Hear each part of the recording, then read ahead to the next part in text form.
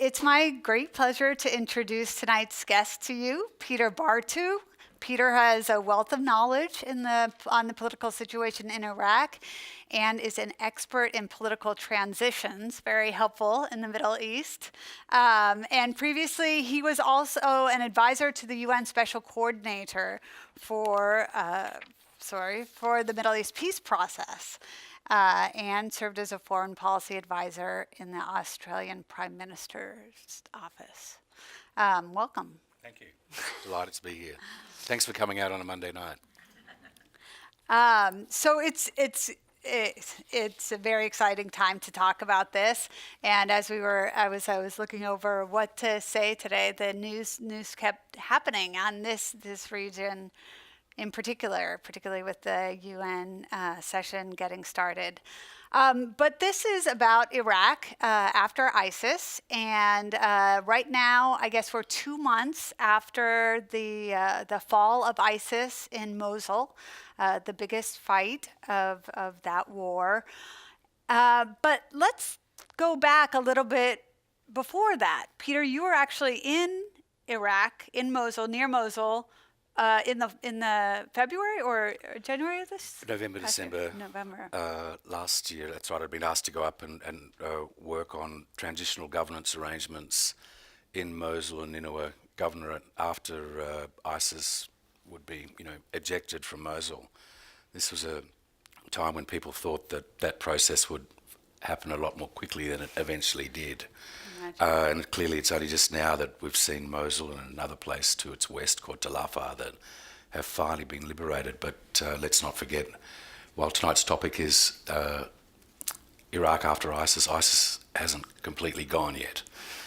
In fact, there's a large presence in Kirkuk Governorate in Norwegia, which has still yet to be cleared. And one of the reasons why there's been a delay on that is the politics of how and when this will happen haven't quite been worked out between all of the protagonists in the coalition fighting against ISIS. So how, in the run-up to the fighting, or during the fighting, how were things divided at the time? Obviously, there's at least three major players: the Kurds, the Sunnis, the ISIS, and the Shia Iraqi military. Right. So in bringing together everyone to the party or into the coalition to actually deal with ISIS in Iraq, you had the international coalition of some 50 different members, some playing larger roles than others.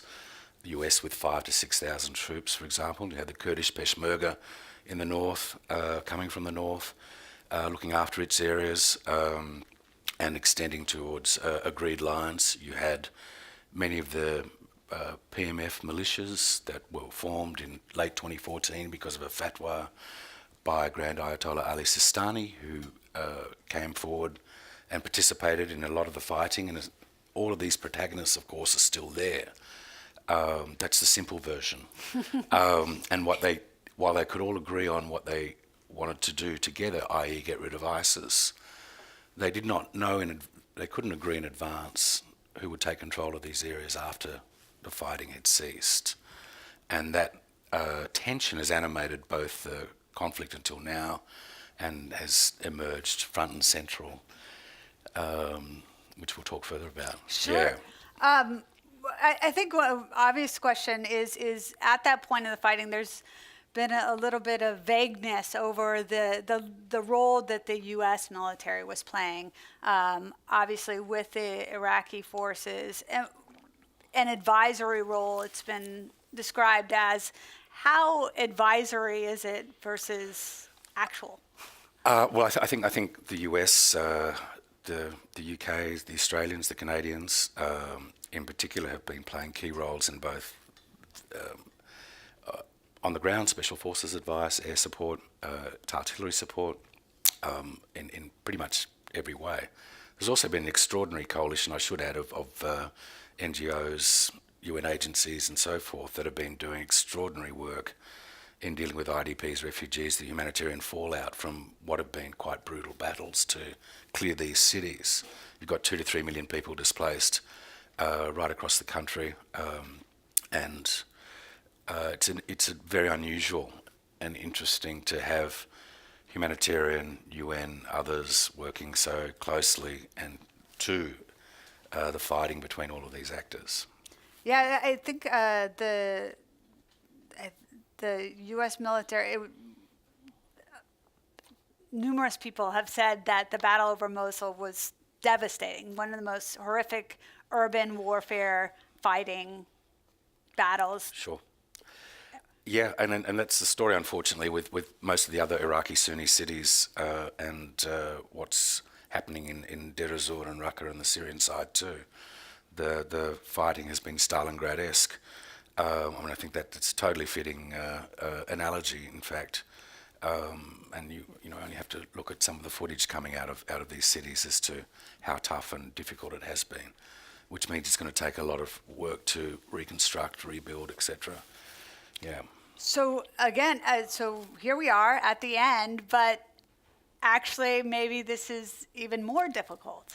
And you went back to find out what would happen now 2 years prior, is that right? 2009, sorry, a while prior. Sure. So no, I was actually in Iraq for 18 months, 2008 to 2009, looking very specifically at all of the areas that are disputed between the Arabs and the Kurds. And this is a fault line that runs from the Syrian border down to the border with Iran.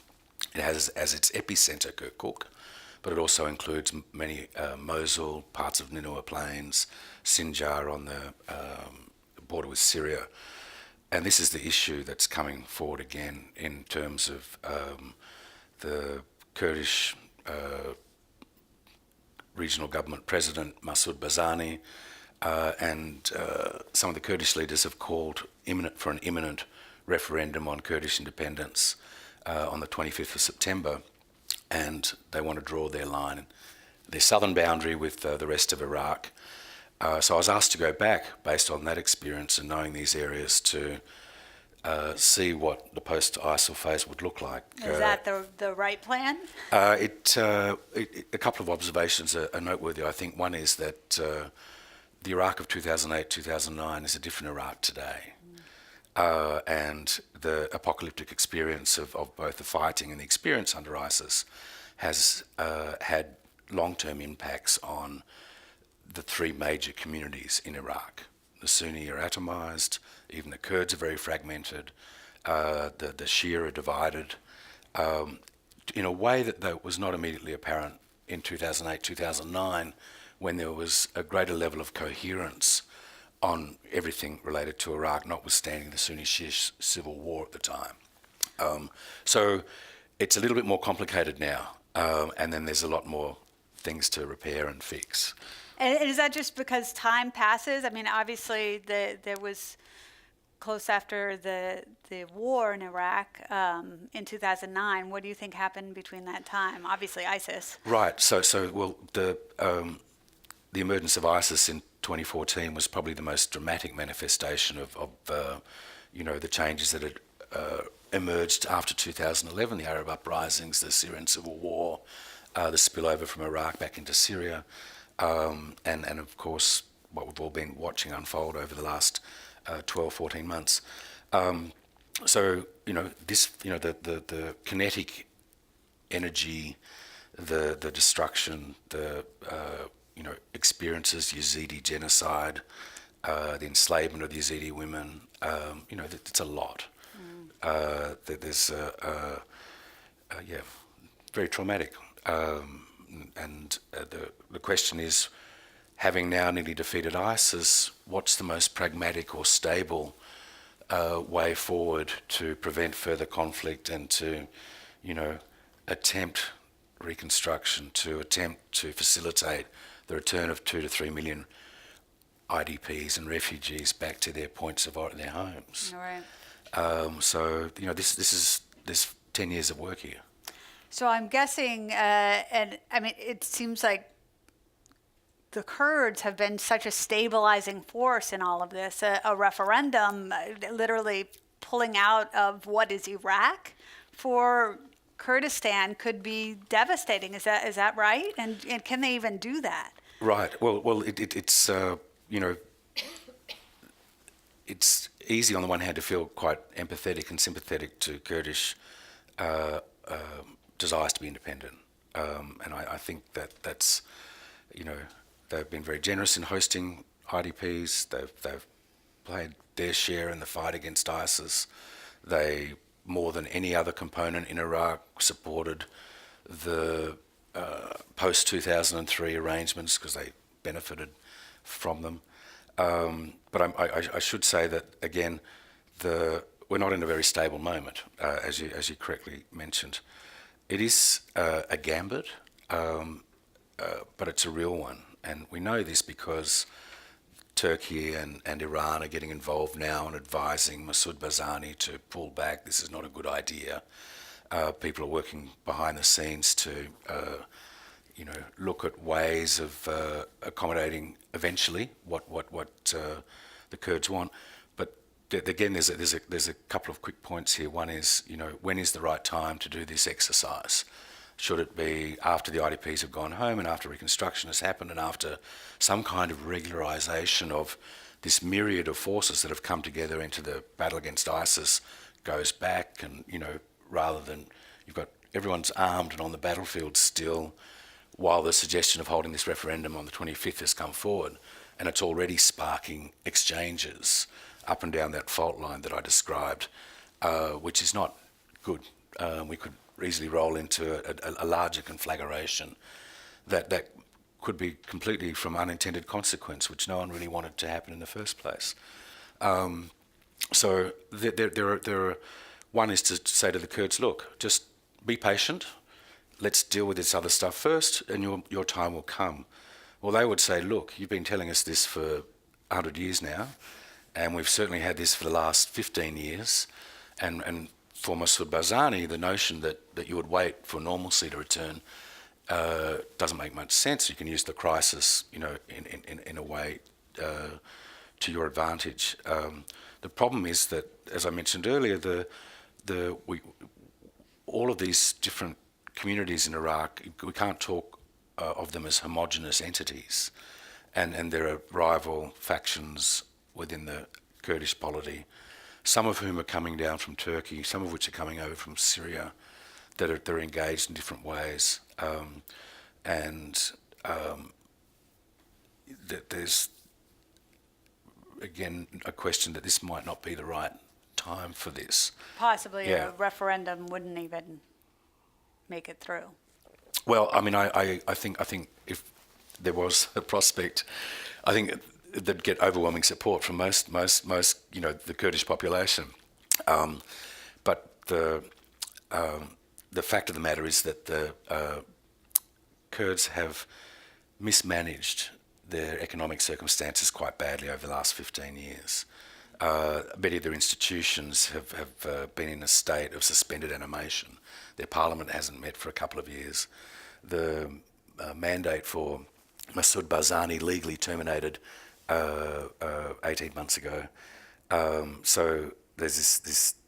Some of the Kurdish factions are saying we need to get our house in order first before you play this card of delivering the revolutionary independence we've all sought. They're concerned about a family takeover of the Iraqi Kurdistan. This is a real tricky dimension. So they get out of it by kicking the can down the road a bit? Well, that's a worn and tried and tested process, particularly with this issue, I have to say. But there are, there's a couple of ways of dealing with this, I think. One is there is actually a constitutional pathway in the 2005 Iraqi constitution, Article 140, which deals with these questions. Normalisation of the environment, the conduct of a census to register everybody, and then a referendum so that they can decide if they want to be a part of Kurdistan or not. I must say that there are several levels of this problem in play here. One is the three governorates that are recognised as the Kurdistan region. Duhok, Erbil, Sulaymaniyah. I don't think anyone has got any problem with these being, and they are recognised as Kurdish, and the Kurds have got the most expansive autonomy arrangements anywhere on the planet. It doesn't get any better. If they were more autonomous, they would already be independent. What does concern people, and here I'm talking about Iraqi Arabs and Turkmen and Christians and Yazidis and non-Kurds who are involved in these disputed areas which have equally strong claims that they're not Kurdish areas. And they'll go to war over that. And Kirkuk is in the centre of this. So just as much as the Kurds feel that these are their historic areas, the other components feel equally strongly that they're not. And one can argue actually that there's a current in the emergence of ISIS in the areas that it deployed to and where it came into that was tackling part of this issue. So, kicking it down the road, it's not a bad idea. The preferred path. There was something you mentioned earlier when we were chatting that I found interesting. Obviously, ISIS had been funding a lot of their operations through oil and gas gained illicitly, and Kurdistan's success largely has been based on a very rich oil economy. You had some interesting stories about how that economy worked in a practical sense. Sure. So Iraqi Kurdistan did very, very well post-2003 in both negotiating its autonomy and the price on which it would stay as part of Iraq. One part of that economic incentive was that it would get 17% of the Iraqi national budget per annum passed as direct revenues to the Kurdistan regional government, and they'd be free to spend it how they saw fit when their population is meant to, or is seen to be about 13.8, 14%. So they got a 3% bonus in terms of what was revenues were provided. All oil and gas revenues in Iraq are the property of the Iraqi people, whether those reserves are in Kurdistan or elsewhere in the country. And in theory, all the revenues are meant to come in centrally and then dispersed along the lines of that formula that I described. Now, because, if you've been to some of these areas, the oil is literally seeping out of the ground. So the prospects for leakage and people making a few extra dollars on the side is immense, which has been aggravated by, the conflict of the last 14 months in particular. I guess what I'm saying here is that there's a lot of smuggling going on. It goes north, south, west, and east. If we could go underground, it would. There's people just literally you explained with milk canisters, empty ones. Don't mix your oil with your milk. Sure, right. Yeah, there's a lot of smuggling going on, and this was in the ISIS areas and in other areas too. So the question becomes for the Iraqi government, well, where did the revenues go for this? How do we capture as much of this as possible? And this has been an ongoing dispute with the Kurds about how much they declare they're actually exporting through to Turkey and elsewhere, and how much that they owe to the central government, and whether that should be deducted from their 17% and so forth. So that, they've been at this now for over a decade trying to work and sort this out. And there's a thought that if they could actually find a formula that would address this in a more transparent, open, predictable manner, this might actually help retain the integrity of Iraq. But they've been at it for 10 years trying to work out that formula, haven't quite found it, and that remains to be addressed. Fascinating. So let's talk about another population there that is very important, the Sunni Arabs. Mm-hmm. And maybe the best thing to do with this is to just go back a little bit and remind us pre-2003, it was Saddam Hussein leading Sunni Iraq. Sure. In a predominantly Shia country, Yeah. right? And then where are we now? So the Sunni community were the biggest losers from the post-2003 political dispensation, and in terms of being the leaders of the country from its modern inception, 1921. I would argue that post-2003, the United States and just about everybody else has been overwhelmingly focused on how to reintegrate the Sunni community back into Iraq proper.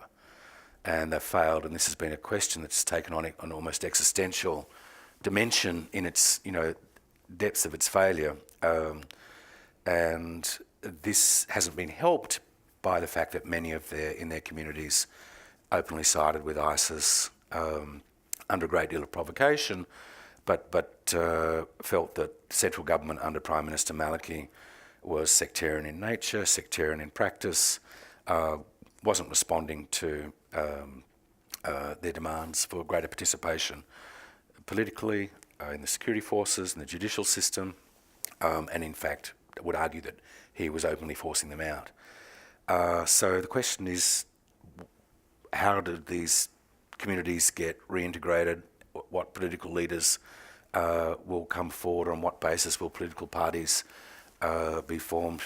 Now, the good news is that everyone's working on these questions, and both the Shia and the Kurds all recognise the importance of maintaining all of the different communities. There are efforts underway. There are national elections and provincial council elections next April, May in Iraq, and there are parties that are being formed that are reaching out across sectarian lines and differences.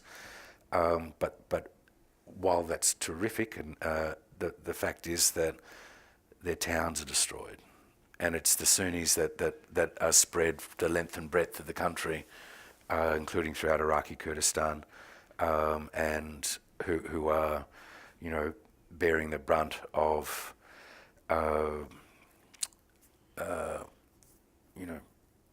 revenge, sectarian attacks at present, and it's possible that Iraq could disintegrate. Okay, I mean that the amount of work that's required is immense. Yeah. So, I mean, it's particularly interesting, speaking of ISIS, which is a Sunni group. So there's ISIS is not actually gone, which we should address. But also there's Sunnis who have to decide, will they go to ISIS? And if they don't go to ISIS, they're the biggest target of ISIS. Am I right? Well, it is certainly, ISIS is not gone, and some people have been talking about, that there'll be ISIS 2.0. I'd really dislike that phrase, but that's how it's sort of been picked up and spread around, including by Sunni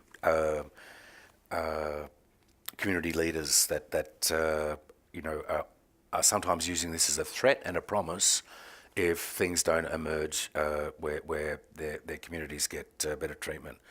So I think the allure of ISIS, either as a caliphate or as a genuine alternative to Baghdad or Damascus, because it happened in both countries in an adjoining Sunni area, I think the allure of the organisation is gone.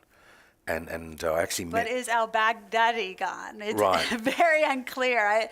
I don't. There's been several reports of his assassination that I think are all untrue, but I don't even think the generals are 100% sure. Sure, and I certainly, if the generals don't know, I don't know. But I don't think. I mean, I think the point I think is that the external recruitment is drying up if it hasn't dried up altogether. There's many Iraqis and Syrians who are, they're not joining ISIS, and in fact they're being constrained and restricted in every way, but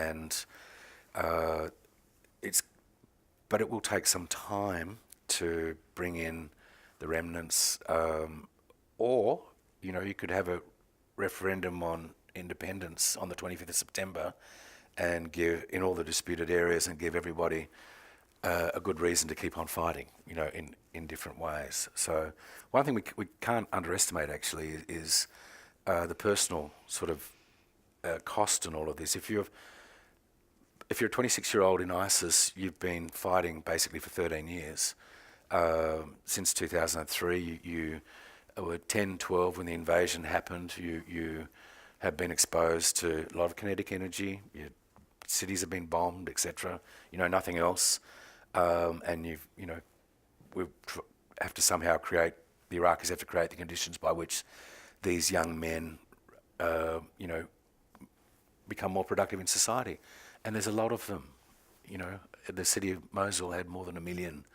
There's 30 to 40,000, 50,000 young men just out of that city alone that are in the category that I'm describing, that need, to be dealt with in some way. Doing something different.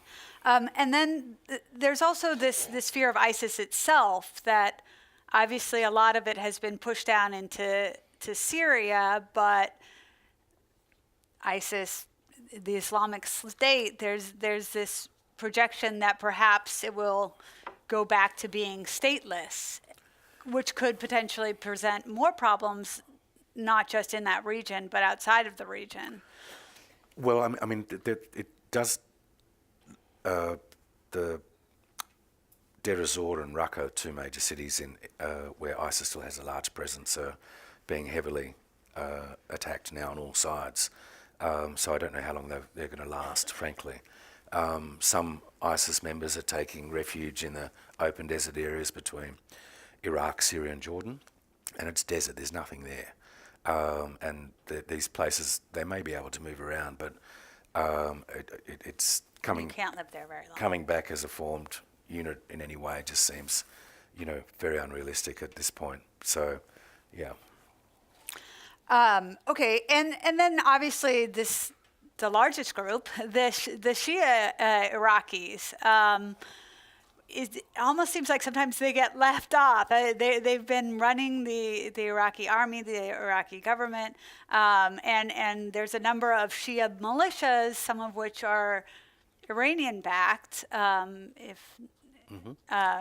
So where do they fit in? So there's a lot of developments there too. Some of them quite positive, but clearly the biggest challenge facing the government of Iraq is essentially how to manage the more than 100,000 young men who joined these popular mobilization force militias. As you rightly said, some have got quite close ties to Iran, have Iranian Revolutionary Guard advisors attached to them, are along a security fault line sitting opposite the Peshmerga in different parts of Iraq in the north. Some have gone to fight in Syria. But I should say that there are many of these militias that haven't gone to Syria, that have some distance from Iran. You have both Grand Ayatollah Ali Sistani and Muqtada al-Sadr, who are nationalists, who have openly called back or called for the militia, any Iraqis to go to Syria or elsewhere to come back to home soil. And then there's a very, nationalist streak among the Shia political parties as well. So Iraq is not going to become Iran, but they've got this very real practical problem of what do you do once you give all of these young men weapons and they've fought sometimes very bravely, and what kind of reward and recognition do they get? How do you absorb them back into a neutral political force, and how do you prevent some of these militias turning into servants of political parties and or seizing land and grabbing assets and resources like oil and getting involved in that business? So, yeah. And I think there's a question that a lot of people have been asking with the U.S. support of the Iraqi military and the Iranian support of the Iraqi military. Is that a conflict? Is that? And I think it was a little bit more understood under the Obama administration. Now with a new Trump administration, it seems like that could get even more tense, and obviously not something that Trump, at least outwardly, would support. Sure. I mean, this is the interesting fact of the fight against ISIS over the last 18 months, and indeed some of the other groups on the Syrian side at least, in the unlikely bedfellows that it's brought together. So, the US, Hezbollah, Iranian Revolutionary Guards, Assad regime, Shia militias, all not necessarily working together, but having a common kind of direction for what they considered the worst of all evils out there. Now, as ISIS, does finish or come to an end, what happens next? And this is important both in the Iraqi context and the Syrian context as well. And how do you deconflict all of these different elements? I think on the Syrian side, it's actually a little bit clearer, which might sound kind of counterintuitive in a way, but Syria is essentially divided into 4 segments now. Turkey looking after the north, the US looking after the east with the fight against ISIS, Jordan and Israel, and working with Russia on the south, and the Russians and the Assad government looking after Damascus, the rump, and the west of the country.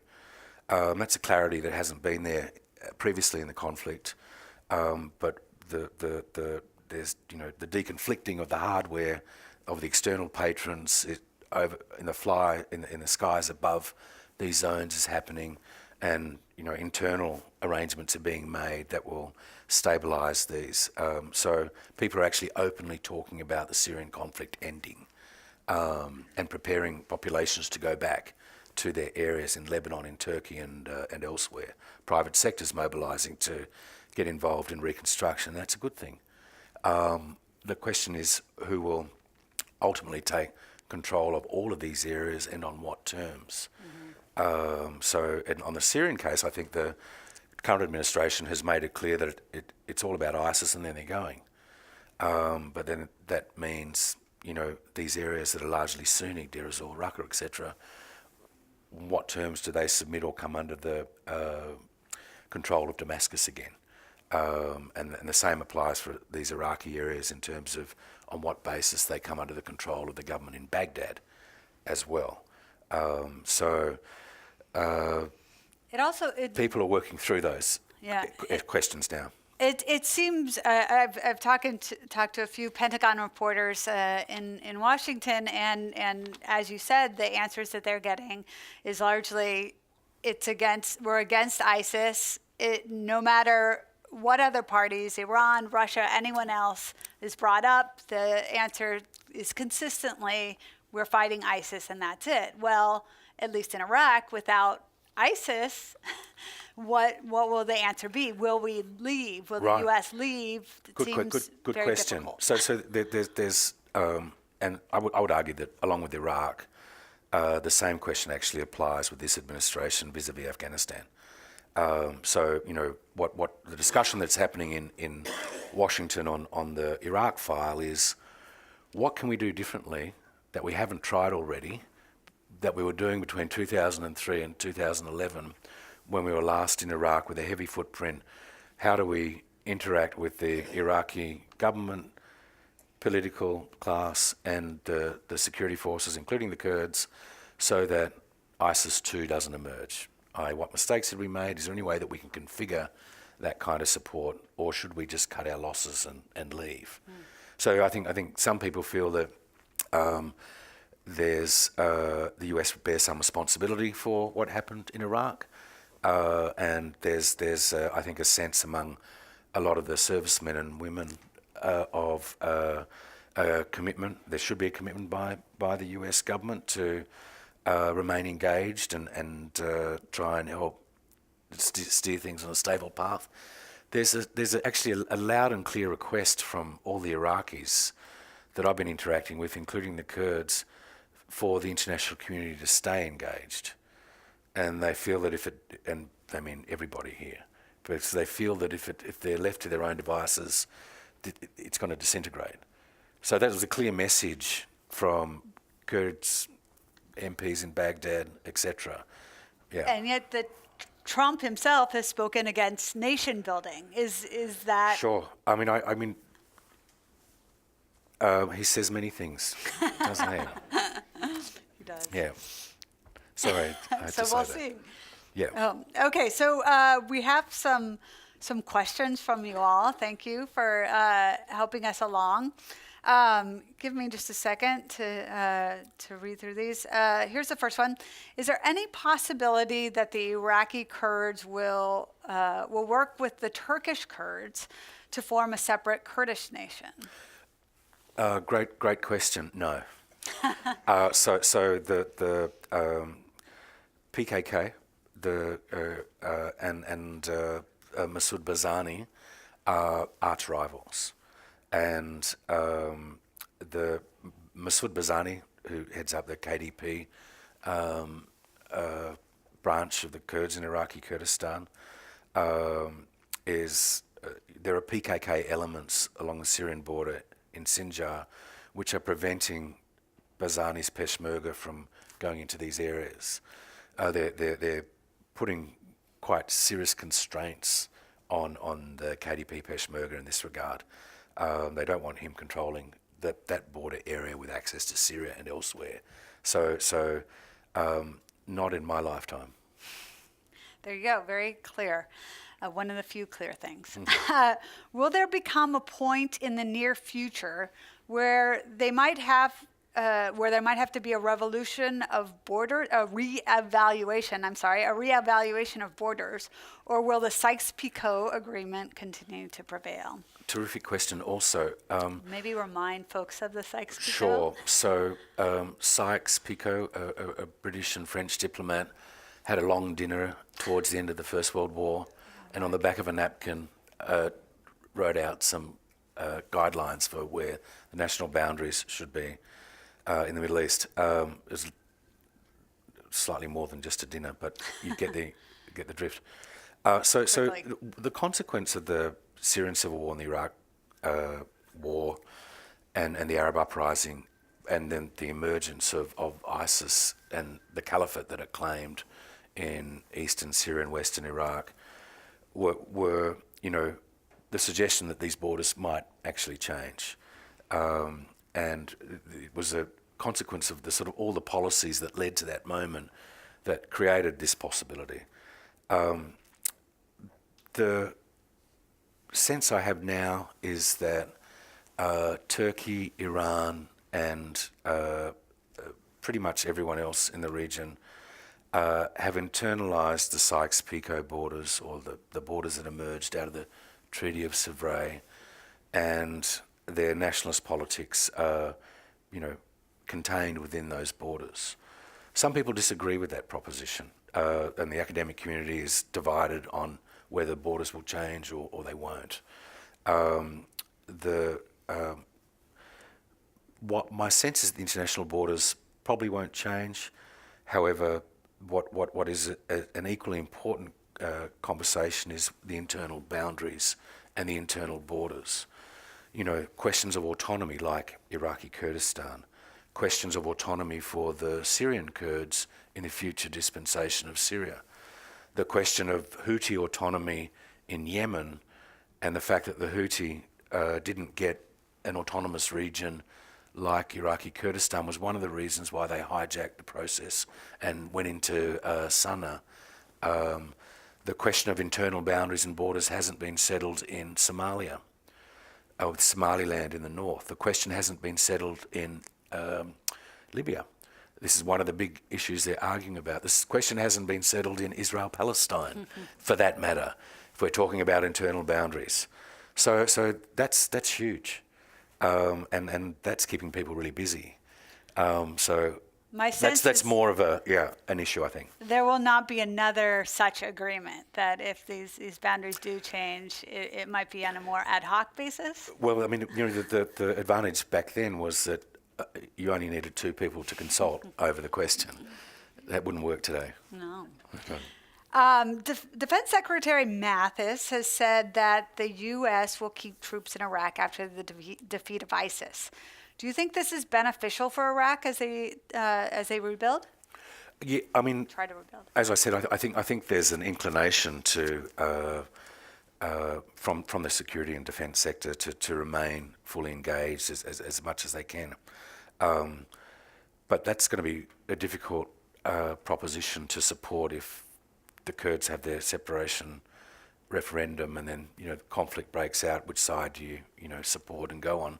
Because the US presence is on either throughout the country. This is a tricky business because you can't just go in there and say we're here to help you. Whether you like it or not, there's a legal framework by which these things are negotiated.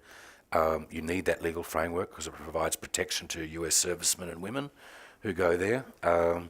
And the exit of American troops in the first place in 2011 was because the US negotiated with Prime Minister Maliki, and as a nationalist, he felt all the troops had to leave. This was done under the Bush administration. It wasn't Obama running away from Iraq. This was something that gets negotiated with every country. Now, the US troops that do stay in Iraq will have to do so with the blessing of the Iraqi government. And the legal framework and conditions under which that'll happen will have to be negotiated. But it's a real issue. But I mean, again, I think what makes this discussion so interesting is the US was there for 8 years with a huge footprint, with a lot of money, and what did it do right? What did it do wrong? What can it do now that it hasn't already tried that could make a difference here? There's a lot of sunk costs by the existing leaders in this country that seem to be running the State Department and most of the US foreign policy. It seems to be run by the Marine Corps these days. And I appreciate that they've invested a lot, but as with the Afghanistan question is, what can you do that's really different here that's going to make a difference? And one of the questions we were talking about earlier, that it seems that the Trump administration is more inclined to do, is hiring out of the military, bringing on additional contracting forces. How does that change the dynamic in a place like Iraq or Syria post-ISIS? Is maybe in some ways there's less pressure but less accountability? Well, I think I'm not aware actually of the trend swinging back in that direction. There have been a couple of suggestions by Eric Prince that you would have seen with Afghanistan about privatising a great deal of the support to the Afghanistan government and military. And I'm pretty sure that while that was put on the table in the NSC discussions in Washington, that they weren't picked up in the public, presentation of the president's policy a couple of weeks ago, which the generals are working on the details now. Yeah, I think Eric Prince actually had an opinion piece in the New York Times, Right. which he got some heat for. Yes, yeah. About that approach. When you were in Iraq, did Iraqis differentiate between these hired military forces and actual coalition forces? I don't really have a sense that I mean, some of them are still there, of course. I mean, they're private contractors providing security to the US Embassy in Baghdad, to a lot of the diplomats from other countries in Erbil, etc. But again, the legal framework, I think, has changed quite substantially, in which they're doing their work in Iraq now. It's not the free-for-all that it was in the past. So, but they're clearly, on the logistics and personal security side, playing a role, vital asset protection and so forth. I'm not aware of them moving into other areas, operational areas. It does seem interesting also, being hired by one country and maybe being nationals of a different country. It expands the circle. Right, well, there's a word for it, isn't there? Mercenaries. Yeah. Yeah. Okay, next question. Please discuss Iran's role, positive and negative. I guess there was a PBS segment about it.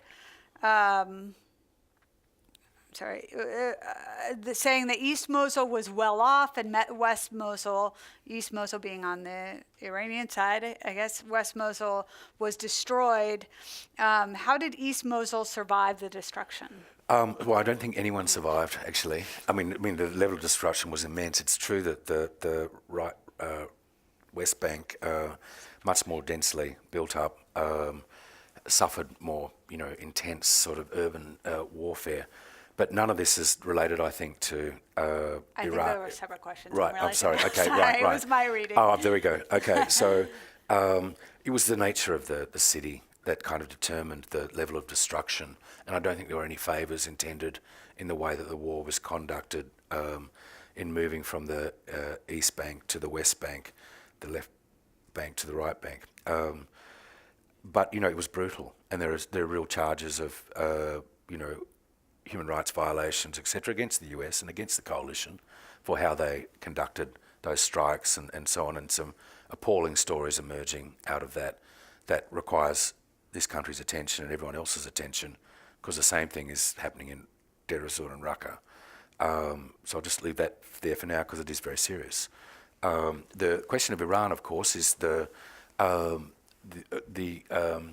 is important on so many levels. Again, unlikely bedfellows in working with everybody against ISIS, and unlikely bedfellows with in different ways in the Syria conflict too. And of course the nuclear joint comprehensive plan of action, which the current president just said that Iran was faithfully complying with all of its requirements, which wasn't necessarily clear coming up anytime soon. From the Iranian perspective, they say, we didn't invade Afghanistan, we didn't invade Iraq, ISIS is Sunni, Al-Qaeda is Sunni, the Arab uprisings mainly impacted Sunni countries, and they see this as a region that's falling around around them, in which they're just filling a gap and moving into space without any evil intentions in mind. The Saudis are at Qatar's throats, the Qataris' throats. The Saudis and the Emirates are fighting the Muslim Brotherhood in every country, which is Sunni. So, the Sunni world's got a lot going on from the Iranian perspective. They see that working together with everyone else against ISIS in Iraq is a good thing. That holding back extremist Sunni groups in Syria is a good thing, and so on. Now, of course, there's more vested interests that are at play here, but it is in an interesting context, and they make some valid points. If you look at weapon systems and guns and who's got what, etc., across the region, and stack them all up, Iran and its groups and supporters and the rest, Iran's down here, everyone else is up there. Okay, so just in straight military terms, the Iranians are less equipped, less powerful than everybody else. So what's going on? I would say that what a more interesting element that's emerged in this Sunni collapse and Iran filling space is that there is actually a genuine cultural hegemony that's emerging here. And I'll just a couple of quick things. So the annual Hajj, which just completed, had about 1.8 million visitors, and that's what it's been getting each year to Mecca and Medina, and of course hosted by Saudi Arabia and so forth. The parallel, there's a Shia religious ceremony called Arba'een, which occurs at the end of Ashura, which commemorates the killing of Imam Hussein, and where the Shia faithful from around the world and Central Asia and Africa and Pakistan, etc., congregate in Karbala, where the Imam Hussein's tomb is. And for the last couple of years, they've had 22 million visitors attending that fest. It's been growing exponentially each year. It gets a lot of coverage on regional TV. The public relations exercise around this is fantastic. And Sunni communities see this and they say, this was restricted practice back under Saddam Hussein. This was not visible, and it's becoming more visible, and we're getting, and it irks, it's really an issue.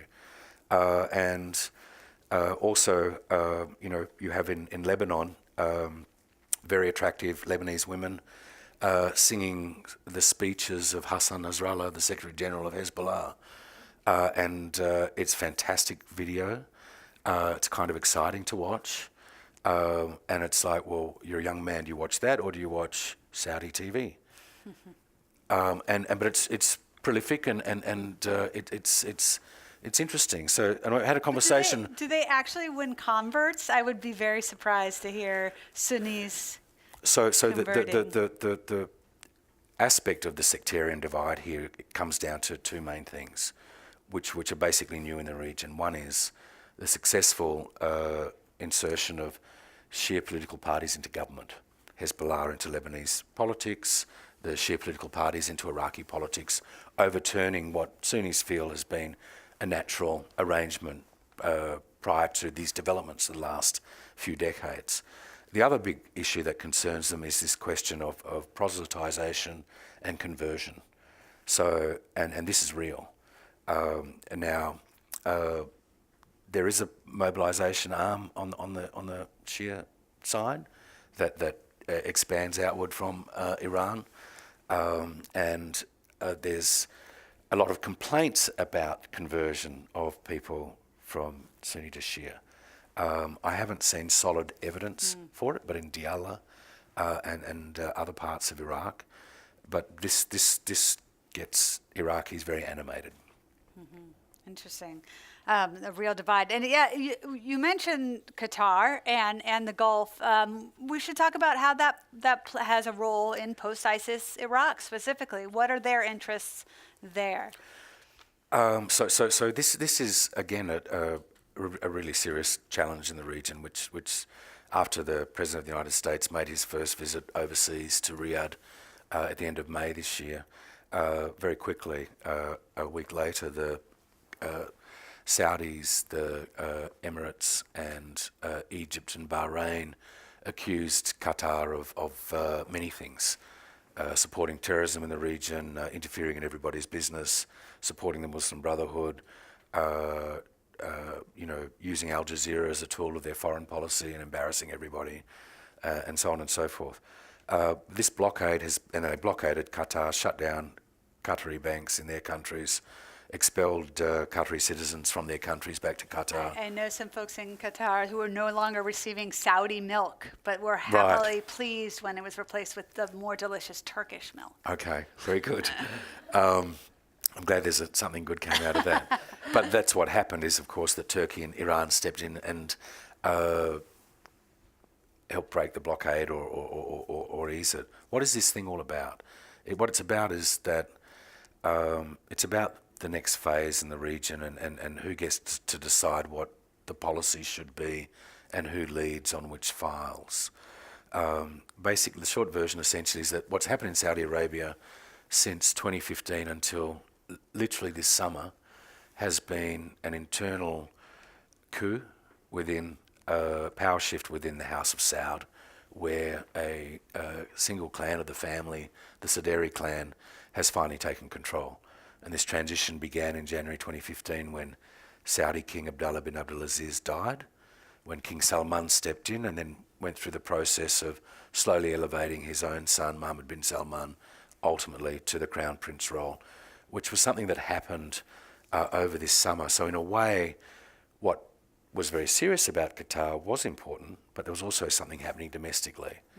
And it's interesting that when the first part of this transition happened in 2015, the war in Yemen started at the same time as the first transition of this family clan did. So that's the backstory, if you will, in terms of Saudi politics about this change. But broadly speaking, it's brought the Emirates and the Saudis together. And what they really want to do with Qatar is stop it having an independent foreign policy, have it stop its support for Muslim Brotherhood right across the region, have it stop its support for political transitions and election politics where Islamic movements can participate, which is what they see as their greatest threat, and to change the programming on Al Jazeera. So the question is, how did the Saudis and the Emiratis win the Trump administration to their side? I will tell you that I spoke with a member of the Al Thani family in Qatar who complained to me that they felt that they were doing everything the Obama administration wanted from them, that they were following with this pro-democratic, open, free society that they were hoping for, and the Trump administration is literally punishing them for those acts. Well, it's interesting that while the president did appear, President of the United States did appear to support what the Saudis and the Emirates were doing against Qatar, Rex Tillerson had a completely opposite view very quickly. And there should be no surprises there. Rex Tillerson, in his previous role as ExxonMobil CEO, spent 10 years of the 21st century living in Doha, helping the Qataris establish 10 of their 12 major gas projects, which have turned them into the LNG global leader that they are. So he's got a pretty good insight into, Qatar and its role in the region. And there were actually quite some sort of interesting moments where Tillerson and the State Department came out most strongly and said to the Saudis, "What on earth do you think you're doing?" So there's a bit of daylight there between different institutions in Washington and who sees what. But I think that the wider reaction outside of Washington politics, European countries and elsewhere, have called the Saudis on this as well.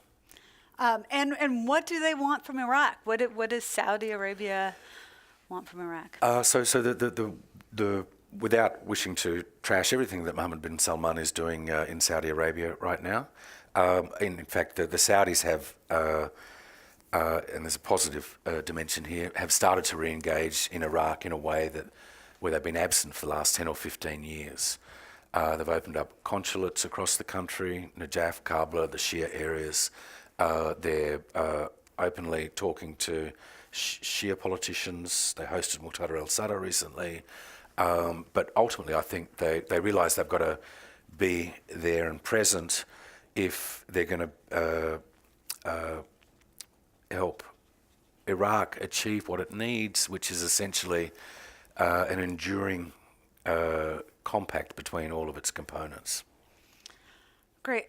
Okay, so I'm going to read another. Sorry, I've neglected your questions for a minute.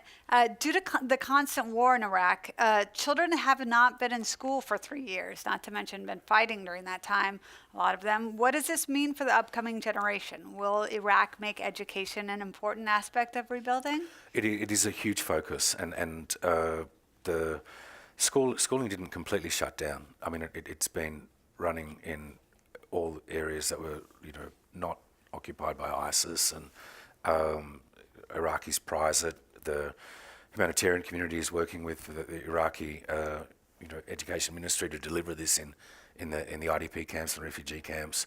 Everyone knows very clearly what it means if they don't keep this as a priority, and it is in fact, major priority for the government. And also, another question here. The Mosul is a commercial hub of Iraq. What is the economic impact? How does the country... Sure. I mean, it was a major town, second largest city in all of Iraq. Huge and expansive, wealthy agricultural areas surrounding it, which have been lying fallow or mismanaged.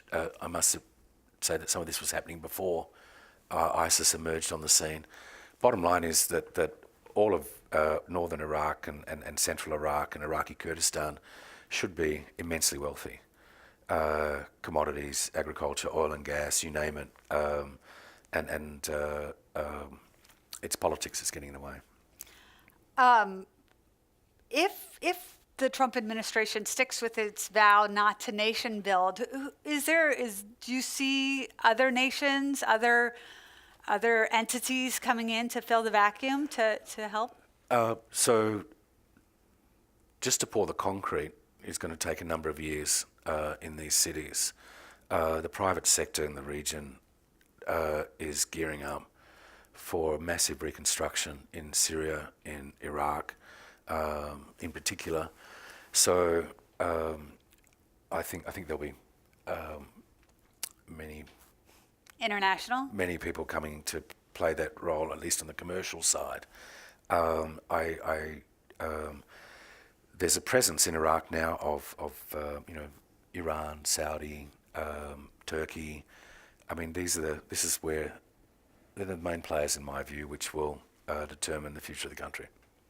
Also, on the other side, the reports, I think I mentioned this a little bit, that ISIS is struggling financially. Is that true? Is that really sort of sucked the air out of this force, and is that continuing? What happens to ISIS? I guess getting back to the beginning. Right. Well, I mean, they're, as a organisation that actually holds ground and cities, it's disappearing rapidly.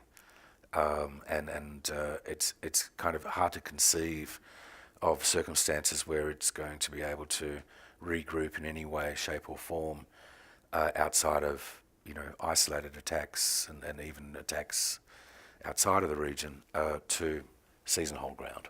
I think that's behind us.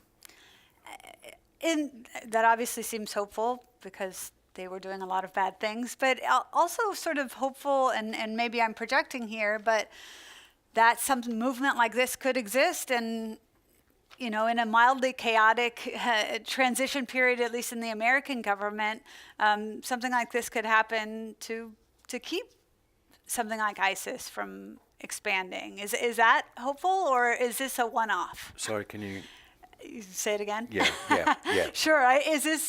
Are we better at destroying groups like ISIS, terrorist groups like ISIS, or was there a specific formula that can't be replicated? Right. Well, I think that the gestation period leading up to the formation of ISIS, when it emerged in dramatic fashion in 2014 with the seizure of Mosul, the gestation period was quite long.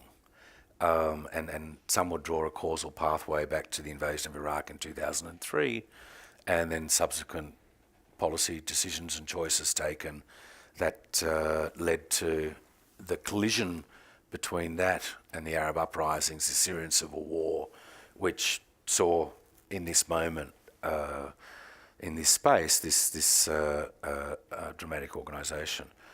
Now, there's a sort of a very I would call it the rational current in the organisation, which was Sunni communities disenfranchised in Syria and Iraq. That was a big part of it, along with foreign fighters and so on and so forth. I think if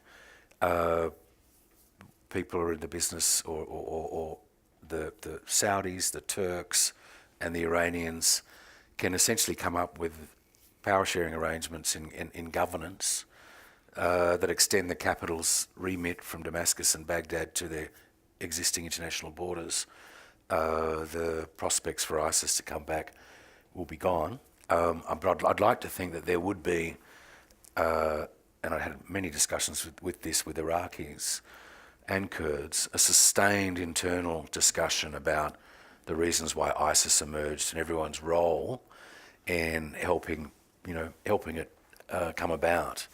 And one would hope also that there'd be the same conversation among all the international helpers of Iraq about this as well. Well, that's great. I think we've gone through our time. Thank you so much. Thank you, Peter. Amy. Thanks this very is much. Amazing. And